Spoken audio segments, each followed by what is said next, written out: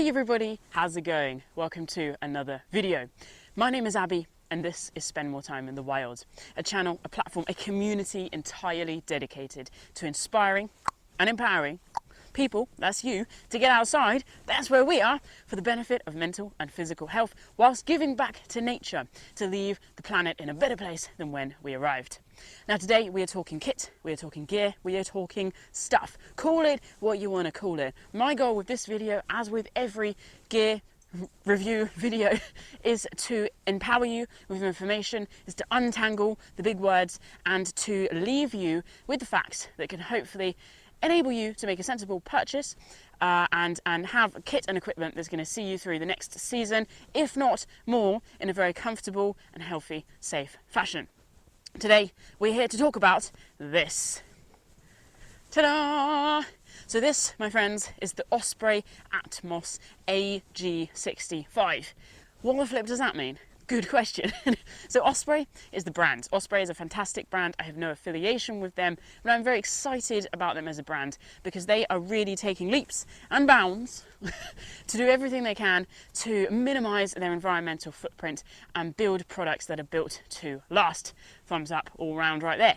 Atmos is the name. AG, not sure what that means, haven't researched that. And 65 is the litre capacity. So that is the size of this rucksack. And as you saw, it's a big old backpack.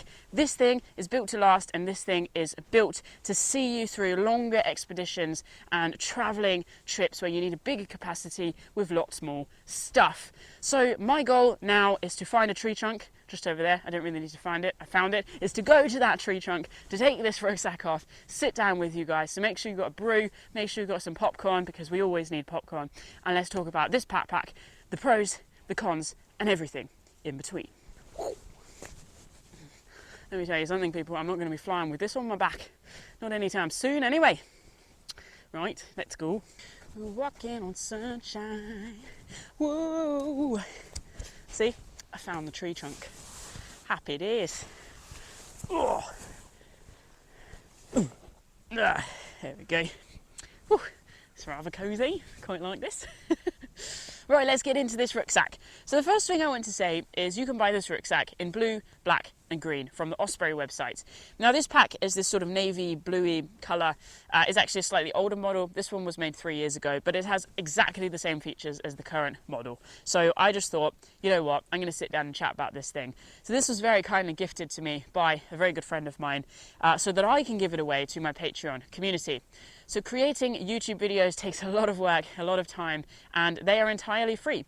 YouTube does not pay us very much to do this. This is something that I just really want to do. I feel it's like my life calling. And by having a Patreon platform, which is an online platform designed for creators to be supported by their fans and followers with a monthly donation of £3 or more. It basically enables me to sit here and help you out learning about kit and the outdoor inspirational stuff. So every single month I give away a piece of kit on my Patreon platform, whether that's a tent, whether that's sleeping bags, whether that's guidebooks or rucksacks just like this one. And I'm going to be giving this one away at the end of February 2024. So if you'd like to join us there for exclusive content, for postcards from me and so much more, then please do have a little look. The link's below and in the top right now as well, and also be in with a chance of winning this rucksack. So that's basically just a little disclaimer. This is not currently on sale. The other thing I want to add to that is buying secondhand is one of the best ways we can reduce the price and we can help the planet by not having to have new stuff produced all the time. So I mentioned price there. What does this rucksack retail at? £290. There you go, see, you want to knock off a few dollars off that, you want to get second hand.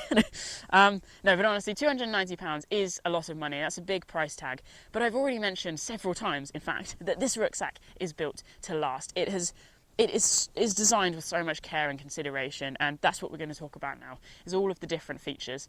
So what I want to start with is the fabrics, because for me this is one of the most impressive things about not just this rucksack but other Osprey rucksacks as well.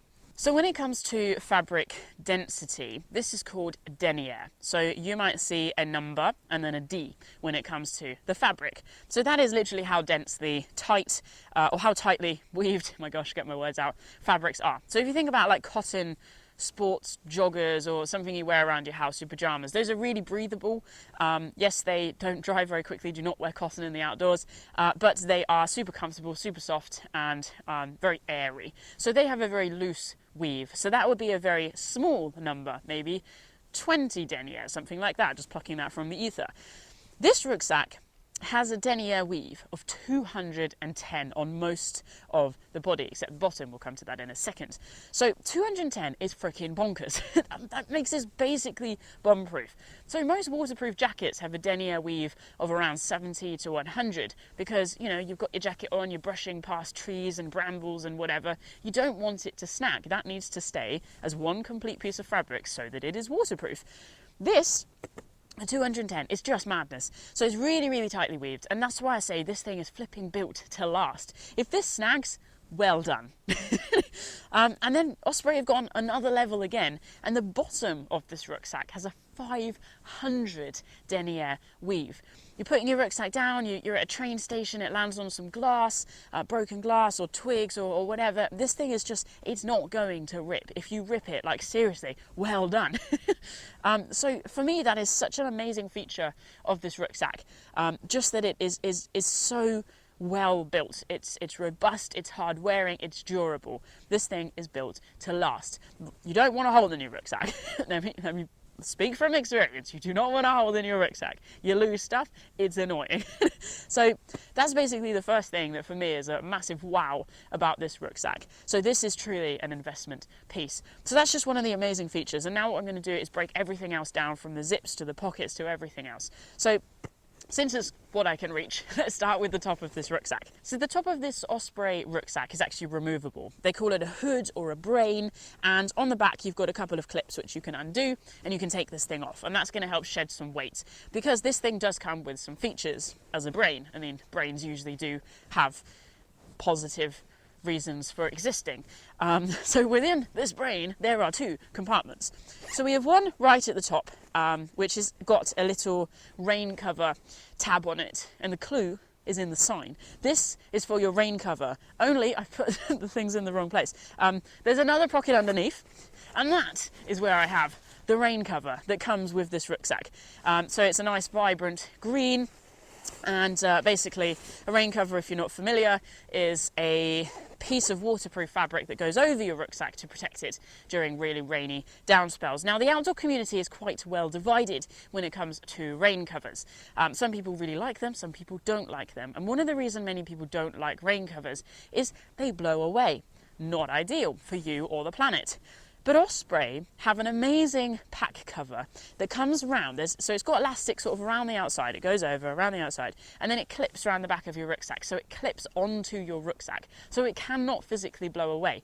And that is one of the reasons why I'm actually really pro waterproof covers, because I think you spend so much on a rucksack, the last thing you want is for it to just get soaking wet, then go mouldy in your house because you can't dry it out. Maybe that's just our house, I don't know. But also, I actually have my rucksack in my tent with me when I'm camping, and I just want to minimise moisture in there. So I like waterproof covers. It is worth me saying though that this cover that it comes with is a slightly different Osprey design. So there are two Osprey covers. One of them has a clip, one of them doesn't. And the standard that they tend to give with their rucksacks does not have a clip.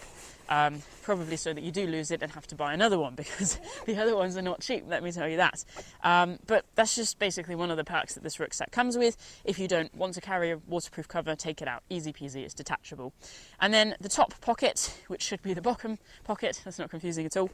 This is just a really great top pocket here. It's got like a little key fob, so I put my key on there, shockingly. I put an OS map in there just for size reference. You can see just how big and spacious this is. I've got my wallet. I've actually got a portable chargeable hand warmer. I've got some camera batteries because I'm running out of power. I've got some tissues because I'm a bit congested. You know, it's just one of those fiddly handy pockets that's really nice to have. And they're very tidy. They've got a slight flap going over the zip so that if you're not using a waterproof cover, there's still a little bit of protection so water shouldn't penetrate that zip. And then speaking of zip, this is one of the things that I love about Osprey packs in general, is they are just so well thought through. It is crazy. These are what you would call glove compatible zips or zippers. So they're big. They're reinforced with this chunky piece of plastic, so if you've got gloves on, you can just grab it and you can yank it and you know that it's going to be absolutely fine. There's nothing worse than when you've got numb hands and you've just filtered water, you've had a horrible night and it's tipping down and you can't fiddly faff with your annoying zips because they're too small and fiddly. So these are great. You're never going to have that problem. If you do, you might want to get your hands checked. But no, so that's the top of this rucksack, which is just great. And then coming to the front of the rucksack, try and get this thing actually balanced. So what you can see is I really have not got this maxed out in terms of the carrying capacity. Quite frankly, well, I was going to say I don't have enough kit to fill this thing up, but I do. Just not that I want to carry. 65 litres is a very, very big carrying capacity. And I think, you know, if you're just starting out, you're probably going to have slightly bulkier kit because cheaper kit is generally a little bit bulkier. Not necessarily heavier, but yes, bulkier. And therefore you might just need slightly more space. But also longer trips, you know, that's where you end up carrying sort of 10, 12 days worth of food. And that's where you need more space. I tend to operate within sort of a 48 to 50 litre capacity for my longer trips, but no doubt there will be a time in my life where something like this is going to be extraordinarily helpful. I haven't actually mentioned yet, this rucksack weighs 2.1 kilograms ish, so it's a pretty heavy rucksack. And the reason why I say ish is because you can buy it in small, medium and medium large, and that's referring to the frame size, the hip belt size. And so I just really want to recommend that if you are interested in this rucksack or any other rucksack, to go to your nearest outdoor store, preferably an independent one, and try before you buy. Because what that means is you can load it up with all your stuff, you can bring it in, or just a pair of dumbbells or a kettlebell or something, and really feel what it sits like on your body when it's fully weighted up. Because most rucksacks fit all right when they're empty, but when you actually put stuff in, that's where their pulley systems and the design really comes into play. So make sure you try before you buy and that you get the right size. And I mentioned 2.1 kilograms being quite heavy, like it really is. My rucksack weighs under 1 kilogram, jolly expensive. But the reason why this rucksack weighs just over 2 kilograms is because it is packed with features. We've already seen two very luxurious things of 2 top pockets there, which really isn't necessary. You could just have your waterproof cover stuffed in the front here, which we'll come to as a feature in a minute. But, you know, they're luxuries. And for some people, this is just going to be amazing because you can really divide your kit up and keep things in right places, keep things protected, keep things separated, whatever. And that's actually really, really helpful. If you're backpacking, as in traveling the globe via trains and things, this thing's going to be great because you've got different pockets for all your different stuff. So there's so much to consider, and now we're going to dive into the front of this rucksack. So I've mentioned this front pocket then. This is what Osprey call a shove-it pocket. It was great name, proper tongue twister. So when I started using Osprey packs around 2017, these front pockets were entirely mesh, and it was super great because you could pack them full like a pregnant rucksack thing. You could fit infinite amount of things in there, but obviously because they were mesh, they were prone to ripping, and so often I ended up shredding those pockets to the point where they were unusable. Very annoying. Then Osprey launched a new pack design, a shove-it pocket, where the entire thing was reinforced, kind of like the actual rucksack fabric, which was not so great because it had such a little load capacity, you couldn't fit stuff in it. And now what they've done is they have gone around 50-50. So the front is reinforced and the side panels and the top is mesh, and it is quite a nice thick reinforced mesh, but it's got a lot of stretch in it. And that just means that you can really fit a whole load of stuff in here. And it's a really, really helpful pocket to have if you're hiking with someone else. It's like, oh, I'm just going to take my jacket off. Can you just shove it in the front? Yeah, which is absolutely ideal. Now, I mentioned hiking with a partner. That's mainly because you can't reach it yourself when the rucksack is on your back, but it's a really handy pocket to have. So for reference of things that I've got in here right now, I've got my Zoleo satellite communication device, which connects to my phone and allows me to send messages wherever I am in the world to my loved ones. I've got some gloves, I've got a wee woolly hat. What else have I got in here? Oh, just more glovage and dry bags and stuff. Everything in here is pretty much for reference, but it's also where I would keep it if I was using this pack on the trail today. So that is the front shove-it pocket. Oh my gosh, I really struggle with that term. So up next on the side then, we've got two other very luxurious things. We've got these big old side pockets, and basically they just open up. So you've got, if you imagine the rucksack as layers, right? So you've got the front, Then you've got the shove it pocket. Then you have another layer of pockets, and that is these side pockets. And then you have the main vestibule, the main compartment. So these side pockets are great. They're absolutely huge. And for reference in here, I've got some gaiters, and then on the other side, I have got, what have I got? Waterproof trousers. Brand new, Montaigne. Exciting.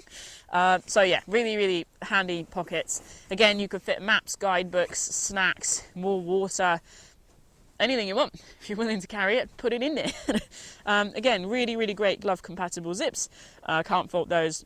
And yeah, they're just really cool. I haven't personally used side pockets like these for a long time, but the one thing I would say is when you have a much higher capacity rucksack, you're tempted to fill it. If you've got more space, you're going to fill the space, right? It's like people like to fill silence. Hopefully you didn't click away with that.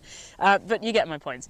So there's obviously pros to having a lot of space, but there's cons as well.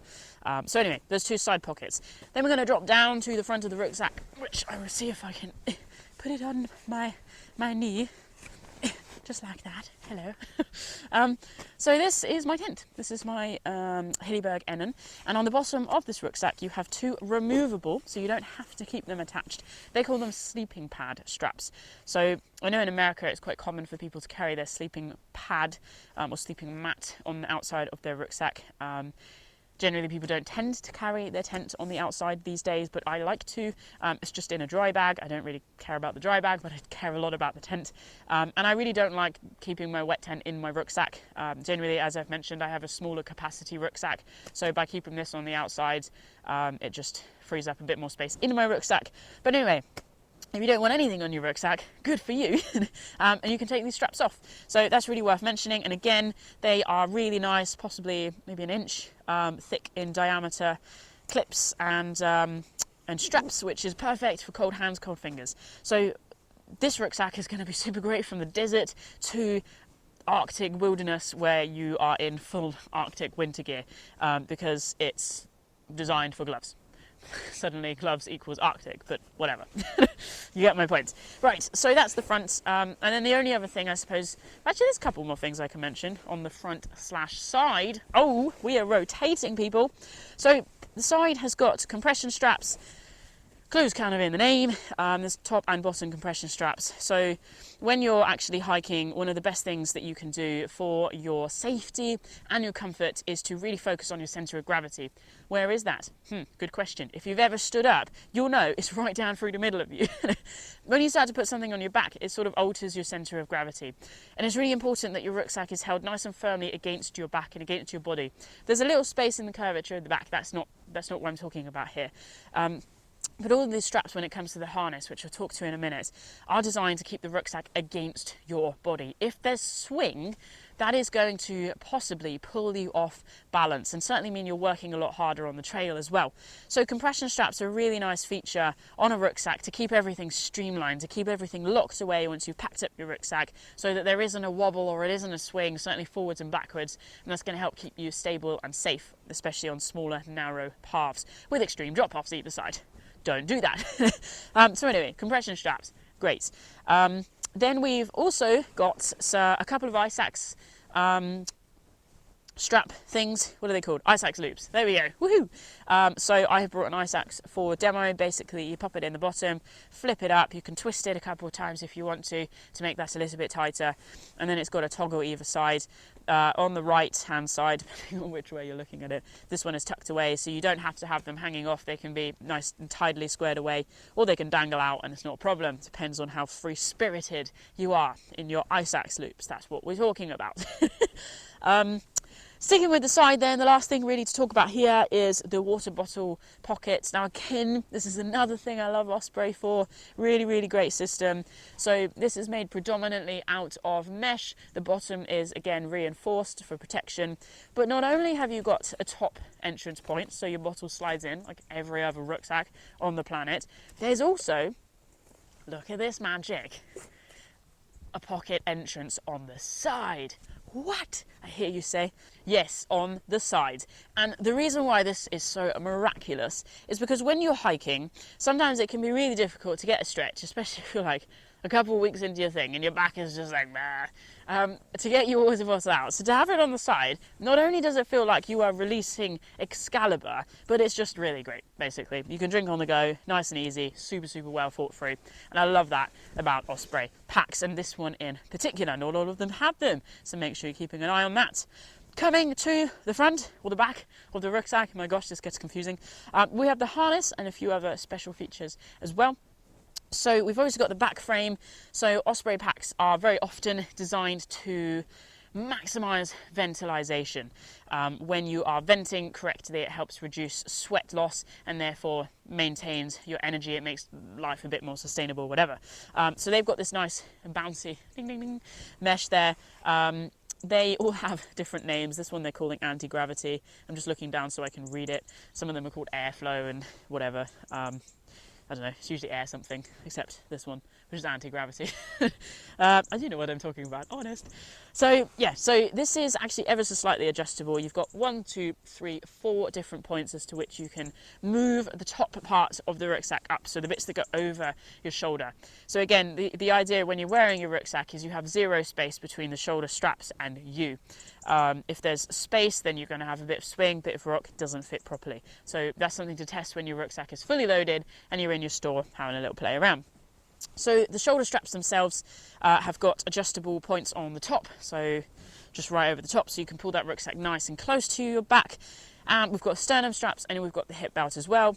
The shoulder straps are wonderfully padded if you do struggle with sore shoulders when you're hiking, or if you don't know if you're going to struggle with sore shoulders when you're hiking, having nice thick padded shoulder straps is a wonderful luxury, especially when you're getting started. It can be very morale sapping to be covered in sores and bruises as your body is adjusting to the backpacking lifestyle. But of course, having the paddedness does increase the weight. Something to think about.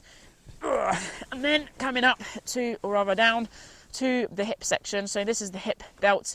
So we've got 2 inbuilt massive pockets here, which are fantastic.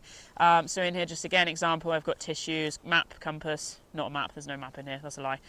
Compass, pacing chart, tissues, whatever. The other one did have snacks, but they didn't make it to this shoot. They are in my tummy. So yeah, they're good for snacks, trust me on that. They're not good at locking them in. They do have a habit of being eaten. So anyway, really, really great. And then the hip belt itself is chunky, quite frankly. Again, it's built for comfort, hard wearing, whatever, it's durability, that's the word I'm looking for. Not everybody likes a thick hip belt clip, but I do. Not that I have one on my current rucksack, but they're great. So I do actually have a couple of critiques about this hip belt, but I'm going to come to those in a minute. I really want to just focus on the features and then come to my critiques of this rucksack.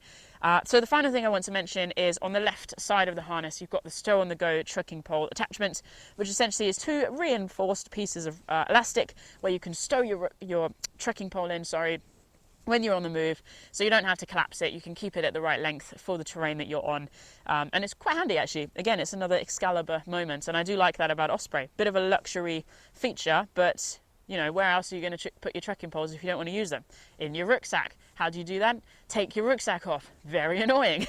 So yeah, stow on the go trekking pole attachments, and then that really brings us into the main vestibule or compartment of this rucksack, and this is more interesting than just being a big old cavern for your stuff.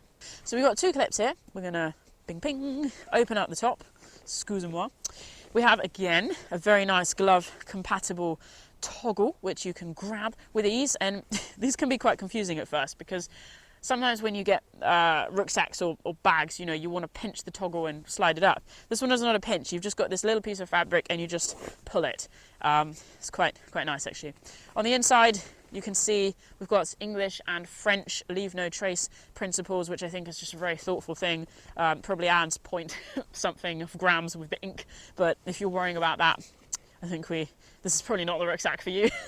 But then what we've got on the top here is your additional hood. So this is dead weight if you're using the top of the rucksack, if you're using your brain. No, sorry, the brain. So this is designed for when you take the hood off or the brain off, you can just use this flap of fabric as the top of your rucksack. So you can save yourself all of that brain hood weight. So yeah, you can't remove this. This is inbuilt. It is a bit scrappy, but at the end of the day, if you're in an absolute severe downpour and not using waterproof cover on your rucksack, it does kind of protect your stuff a little bit more, because you can stuff it inside, just like this, like stuff it in, cover the top of your stuff, pull it tight, and it's almost like a lid seal for your rucksack. Helicopter going over, rather rude, isn't it?